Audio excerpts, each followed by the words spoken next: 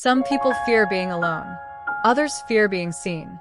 For Elliot, distance wasn't rejection, it was safety. Connection didn't feel warm.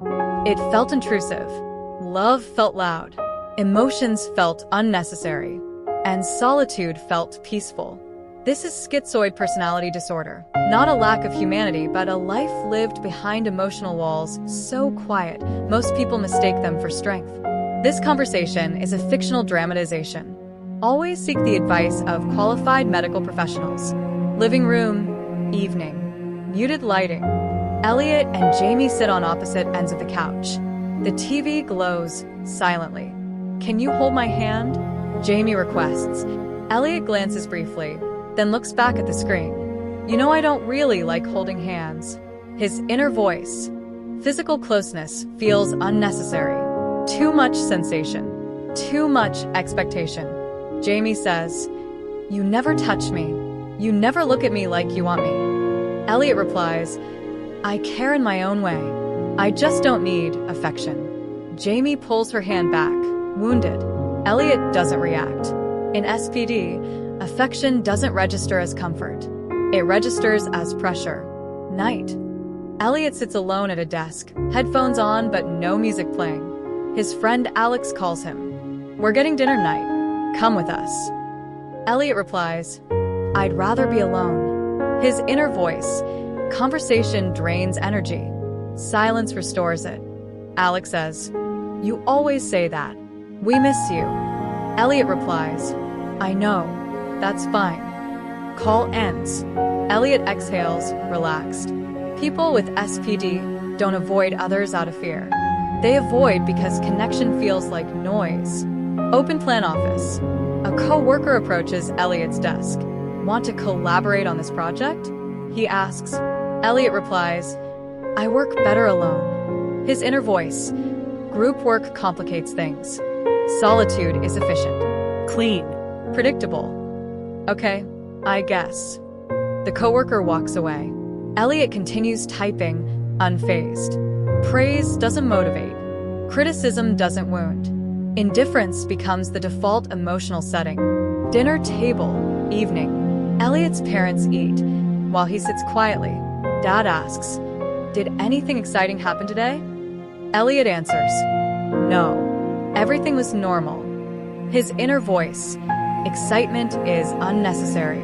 Emotion is inefficient. His mom cuts in. "You never share anything personal." Elliot replies, "I don't see the point." An awkward silence fills the room. SPD isn't secrecy. It's the absence of internal urgency to share. After much persuasion from his parents, Elliot decides to visit a therapist. Neutral office. Calm lighting. Elliot sits stiffly. Dr. Howard welcomes him, then asks, "What brings you here?" "People say I'm distant." Elliot replies, "It doesn't bother me, but it bothers them." His inner voice. "I don't feel broken. Why am I here?" Dr. Howard asks further, "Do you feel lonely?" Elliot replies, "No. I feel undisturbed." Dr. Howard says, "That emotional distance, it once protected you, but protection can turn into isolation." Elliot looks away, thinking. Treatment for SPD doesn't force emotion. It explores choice. Elliot walks through a quiet park. No phone. Just footsteps. His inner voice. "I don't miss people, but sometimes I wonder what connection feels like when it doesn't demand anything." Elliot pauses, watching couples walk past. Growth for someone with SPD isn't becoming expressive. It's learning that connection can exist without invasion. Early evening. A quiet cafe. Alex sits with two other friends. Elliot arrives last, hands in pockets. For Elliot, connection was never instinctive. But therapy had introduced a new idea.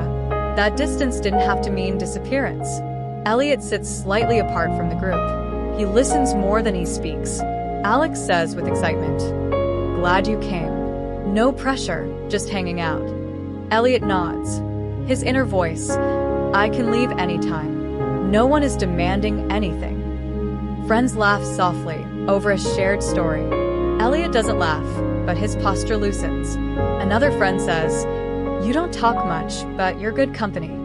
Elliot pauses, surprised. His inner voice. They don't need me to perform. They're okay with quiet.